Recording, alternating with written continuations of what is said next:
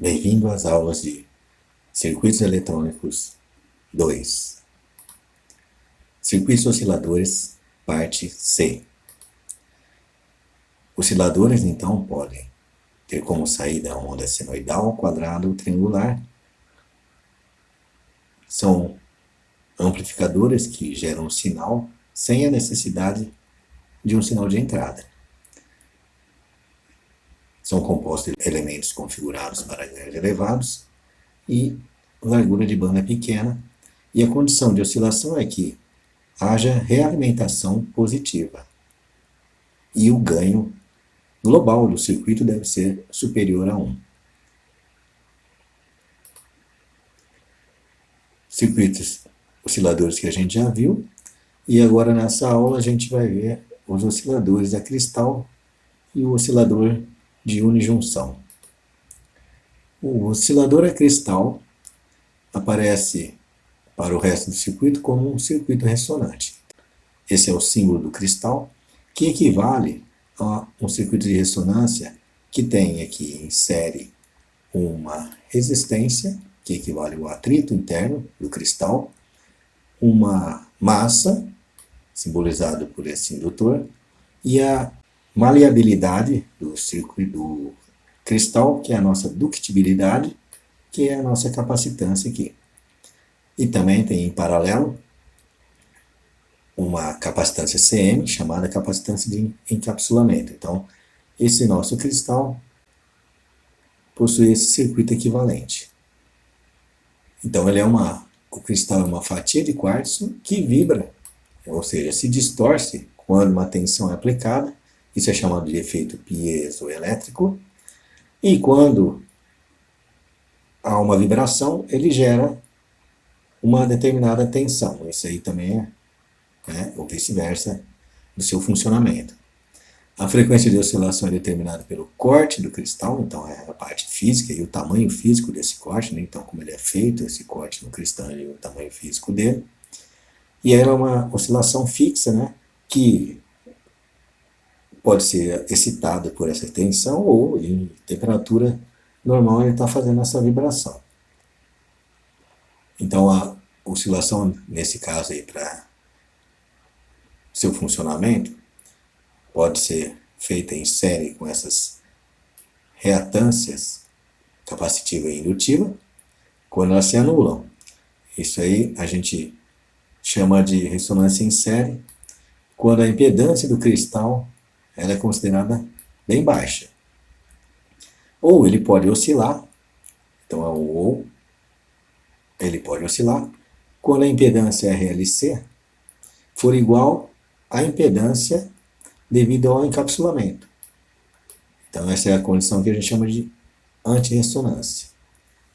Então eu tenho que ter, então, para oscilar um outro circuito, que é um RLC, que vai fornecer uma ressonância perto dessa capacitância de encapsulamento, que vai fazer com que ele trabalhe na área de antirressonância, que é essa daqui. Então ele pode estar, onde eu tenho aqui em relação à minha impedância Z aqui, meu eixo em relação à impedância Z, eu tenho aqui uma alta impedância. Enquanto na ressonância em série, que ele trabalha com ele funciona como se fosse esses elementos aqui, RLC aqui, ele tem uma baixa impedância. Então aqui uma alta impedância para a condição de antirressonância e baixa impedância para a condição de ressonância em série. Então, podemos dizer que tem duas frequências de ressonância para ser utilizadas pelo cristal. Ou a gente utiliza a ressonância em série, ou a gente utiliza a ressonância em paralelo. Na ressonância em série, o próprio cristal já funciona como um circuito RLC, que tem a característica de baixa impedância. E na ressonância em paralelo, eu vou utilizar aquela capacitância do encapsulamento dele, mas eu preciso de um circuito RLC para trabalhar em conjunto, para que eles fiquem trabalhando nessa faixa de frequência de ressonância. E, nesse caso aí, o cristal, então, ele vai funcionar com alta impedância. Dessa forma, tem duas categorias de circuitos osciladores a cristal. Então, o circuito de ressonância em série e o circuito de ressonância em paralelo. Então está aqui o oscilador de cristal de ressonância em série. E esse aqui é construído a partir de um FET. Então tem aqui nesse caso aqui, um MOSFET do tipo depressão. Não necessariamente poderia ter esse, poderia ser qualquer um outro tipo lá. E o cristal ele vai em série, nesse caso está aqui, como se fosse um tanque RLC, ou um circuito ressonante, na realimentação do circuito. Então eu tenho aqui, ó, ele na realimentação do circuito, ele está aqui em série com um capacitor CC, que nada mais é que um capacitor de desacoplamento, onde essa frequência de oscilação aqui ela vai vir só para o gate do transistor. Então ele corta esse fluxo para cá, dessa oscilação, dessa tensão para cá, para não atrapalhar na nossa configuração do transistor. E a gente tem aqui também aquele choque de radiofrequência que permite que essas oscilações geradas aqui na saída, essa saída do transistor aqui, não influenciem na nossa tensão de corrente contínua VDD. Então, dessa forma, a gente consegue, então, trabalhar com um transistor FET. Oscilador de cristal com um transistor bipolar de junção e com ressonância em série. Ele está, então, na realimentação do coletor com a base, da mesma forma que no circuito anterior, só que dessa vez aqui eu tenho uma polarização por divisor de tensão para esse transistor bipolar de junção. Então tem aqui as outras capacitâncias, por exemplo, essa capacitância C aqui, que ele faz o desacoplamento do sinal alternado sobre esse resistor, jogando direto por terra. E tem aqui capacitância CC, que vai impedir, né, que eu tenha aqui influências aí dessa oscilação de forma geral para o meu circuito do coletor emissor, esse circuito aqui. Tá? Ela vem só simplesmente aqui funcionar na base. Daí eu tenho minha saída aqui relacionada com esse circuito de oscilação, de acordo com a amplificação beta que eu tenho desse transistor. Então vai sair daqui o meu circuito de oscilação aqui. E nesse caso, isso aqui tem um choque, da mesma forma que eu tinha anteriormente nos outros circuitos, para evitar que essa oscilação aqui interfira diretamente na alimentação do circuito, que vai interferir nessa alimentação de corrente contínua da base. Então, dessa forma a gente consegue fazer então um oscilador de cristal de ressonância em série, utilizando um transistor bipolar de junção. Dá para fazer também um oscilador de cristal com amplificador operacional, nesse caso aí a ressonância em série também. Tá? Então eu tenho um amplificador operacional aqui, então na realimentação dele eu consigo jogar o valor do cristal em série, né? A gente tem o mesmo capacitor aqui de desacoplamento também, para fazer a mesma função que fazia anteriormente, e ele funciona aqui como um circuito onde essa amplificação então é dada por esse resistor RF e RI aqui, né, que tem então a forma de funcionamento a forma não inversora, onde a tensão de saída aqui que vai estar excursionando dessa forma aqui, uma tensão de onda quadrada aqui, ela é limitada pelos valores dos diodos Zener. Nesse caso aqui, esse é o símbolo de dois diodos Zener em paralelo, só que um contrário com o outro aí vai me fornecer uma tensão V de Zener desse lado aqui e uma tensão V de Zener desse outro lado aqui, dando um limite de funcionamento inferior a VCC, por exemplo, que é a saturação do amplificador operacional. O oscilador de cristal com ressonância em paralelo agora, utilizando, por exemplo, o transistor bipolar de junção, ele, né, nesse circuito modificado de Colpitts aqui, onde eu tenho dois capacitores e o cristal no lugar do indutor, então esse cristal aqui que vai fazer esse funcionamento em tanque aqui, onde eu tenho a saída desse amplificador aqui polarizado numa certa tensão V de base aqui, ó, dada por R2, e o meu VCC, então eu tenho tal V de B aqui, onde eu tenho aqui que a saída dele vai estar em cima desses dois capacitores em série e amplificada pela tensão, pelo nível DC que eu tenho desse transistor. Daí eu consigo então ter a minha sequência de oscilação aqui para esse transistor também.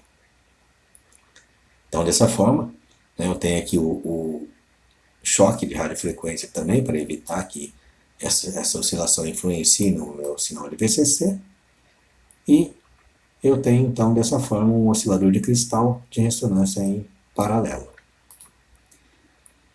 Uma outra forma de um oscilador de cristal de ressonância em paralelo, né, que a gente chama de oscilador de cristal do tipo Miller, é esse circuito onde a gente tem um FET e na base do FET a gente coloca o oscilador que vai fornecer uma determinada tensão de vibração aqui, ó, ou de uma frequência de oscilação, que ela vai ser dada em função de uma outra frequência aqui, desse circuito tanque que a gente está colocando aqui. De forma que as frequências de ressonância desse circuito tanque aqui sejam bem próximas desse, para ativar esse circuito a funcionar como um oscilador aqui no gate desse transistor. E aí eu tenho uma saída que vai depender da minha amplificação aqui agora, de acordo com a curva de transferência desse transistor aqui. A curva de transferência desse transistor, tá? Que vai fazer com que ele vai oscilar de uma determinada maneira aí. Tem um choque aqui, dessa vez esse choque está aqui para não influenciar os valores de polarização do transistor. Então agora não influencia nesses valores de polarização que eu tenho aqui para RS, né? E aqui é direto do VDD, conectado no meu dreno. Ok?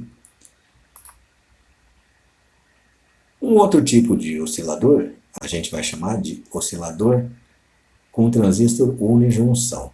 Então eu tenho aqui um oscilador onde eu tenho um R de T e um C de T, que é um circuito RC, que vai realizar a carga e a descarga sobre esse transistor, que a gente chama de transistor unijunção. Ele tem aqui um formato diferente do que a gente já tinha visto até agora. Então ele tem um símbolo diferente, esse transistor aqui, que ele é composto desse E, que é onde gera o meu VE, que é o meu emissor aqui, e duas bases, a base B1 e a base B2. Então eu tenho tensões aqui de duas saídas aqui. Também esse oscilador do transistor unijunção aqui é chamado de oscilador de relaxação. E ele é um oscilador de único estágio, com saída pulsada, muito utilizado em aplicações digitais. O que é o transistor unijunção, então? Antes da gente estudar como ele funciona, o oscilador com o transistor unijunção, ou o oscilador de relaxação, a gente vai ver, então, que esse transistor unijunção aqui é um transistor de baixo custo, por isso que ele é bastante utilizado, e baixo consumo de potência. Bastante usado em aplicações de chaveamento, a gente vai ver por que daqui a pouco. Ou geradores de dentes de serra, circuitos de disparo, circuitos reguladores de tensão e corrente, assim por diante. Então ele é um circuito bem utilizado para isso. O símbolo dele, então, como a gente pode ver aqui, ó, ele é composto por o que a gente chama de um emissor aqui, mas eu tenho uma base B1 e uma base B2, então são duas bases. Tá? A tensão que eu tenho entre a base B2 e V1, eu vou chamar de VBB, e a tensão que eu tenho entre a base B1 e o emissor aqui é chamado de VE.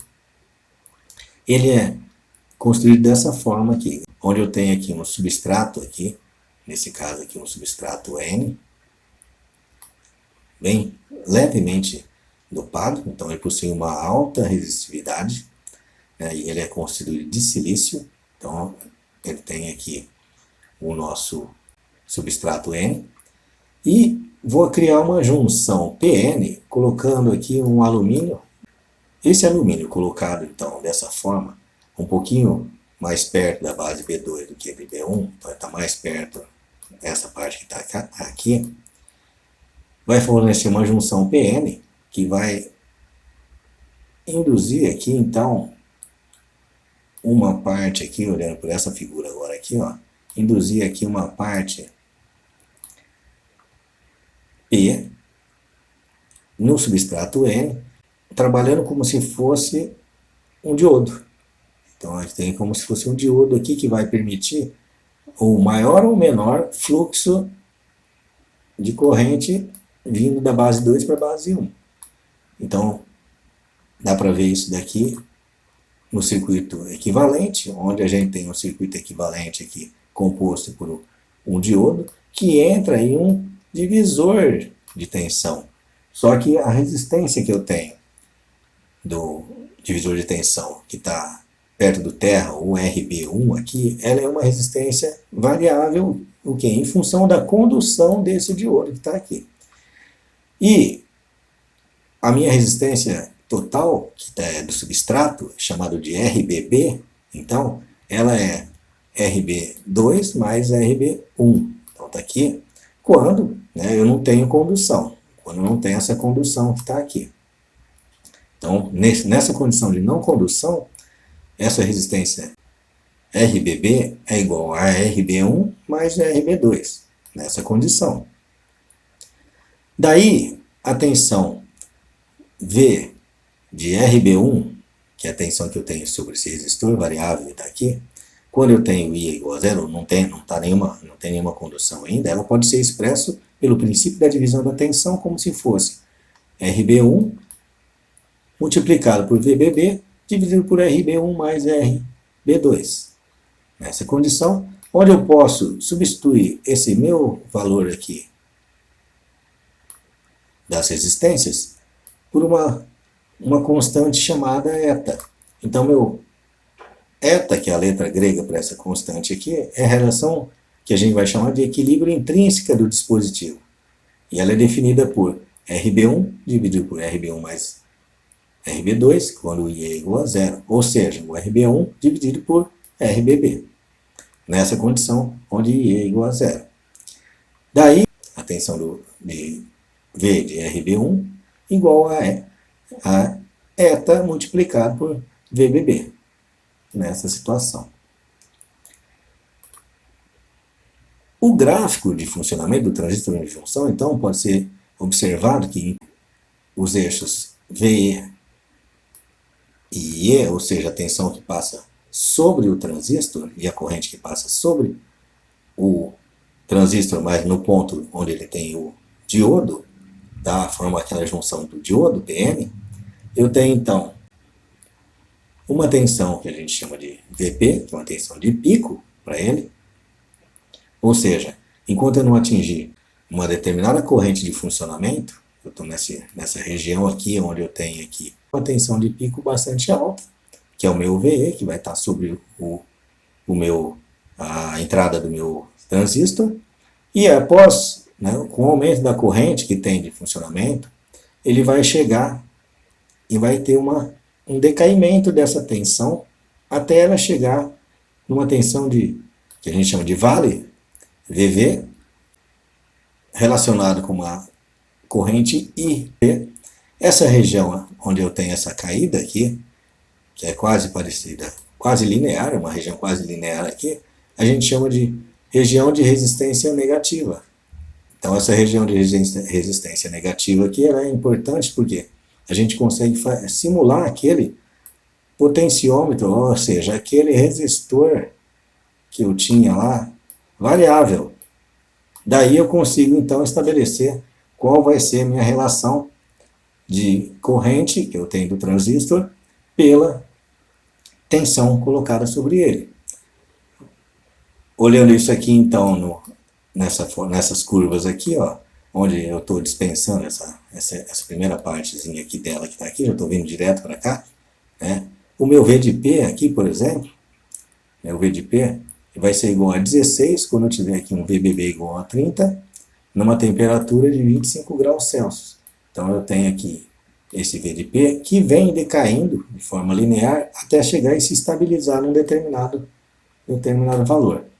Então, essa característica desse pulso de subida pode ser expressa de uma forma que esse V de P aqui vai ser igual a o eta multiplicado por VBB mais o V de D, que é o V de tensão do diodo.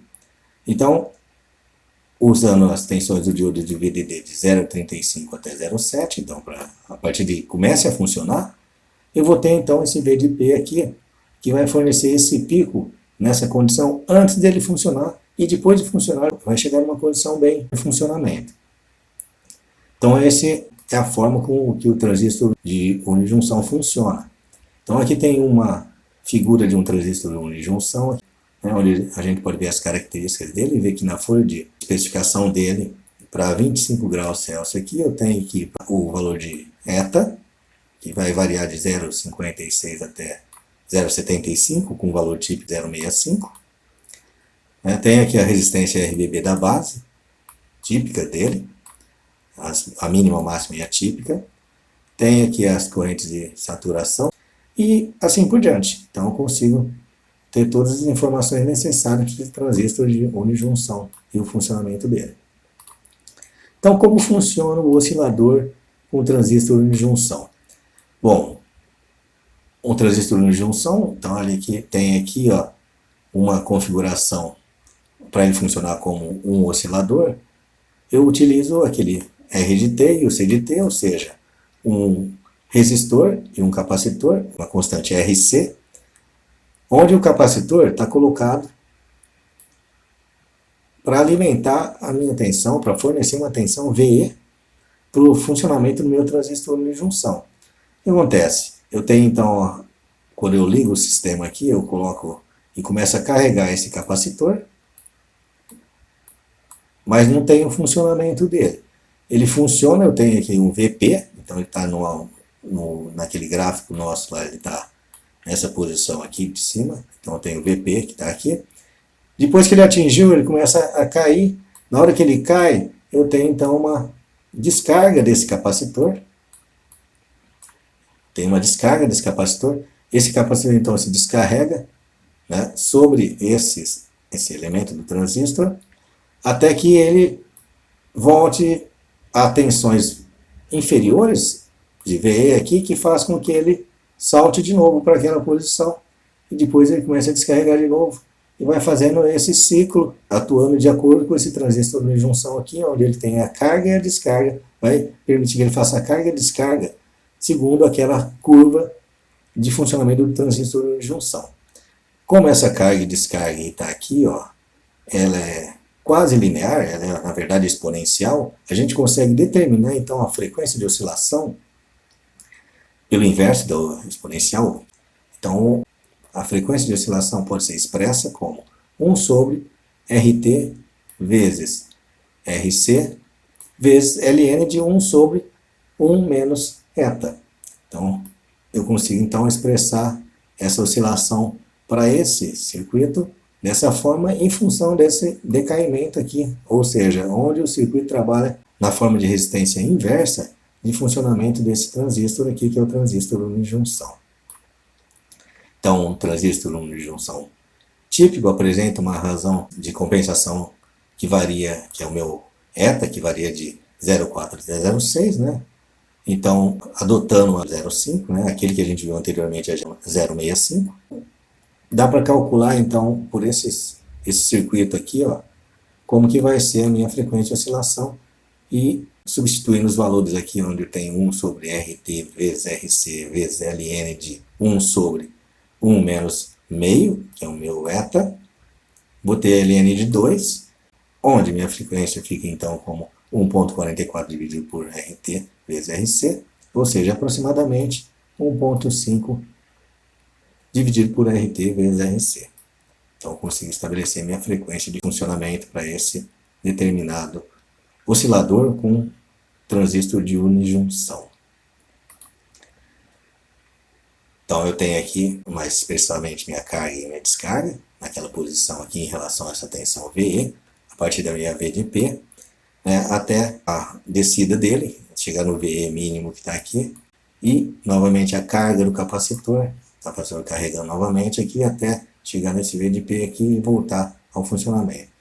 Então, se eu pegar essa saída onde eu tenho VB1 aqui, que é a saída onde eu tenho base 1 aqui, eu vou ter uma tensão desse tipo aparecendo lá. E se eu pegar onde eu tenho o base 2, que é o meu VB2 aqui, eu vou ter uma tensão parecida com essa que está aqui. E aqui eu tenho os meus níveis DC, né, relativa à polarização do meu transistor. Outros circuitos de oscilação de junção, então aqui eu tenho um circuito onde eu vou retirar meu sinal nesse resistor R1. Então eu não tenho então nada aqui colocado no meu dreno, do meu transistor aqui, na polarização por VBB. Tenho aqui um sinal onde eu tiro aqui no resistor R2 aqui, então ele é invertido em relação àquele anterior. E posso fazer o quê? Pegar os sinais e amplificá-los em função de outro estágio, por exemplo, de um transistor bipolar de junção, para melhorar esse sinal de saída aí desse meu oscilador, um transistor unijunção. Ok, pessoal? Por enquanto é só. Até a próxima.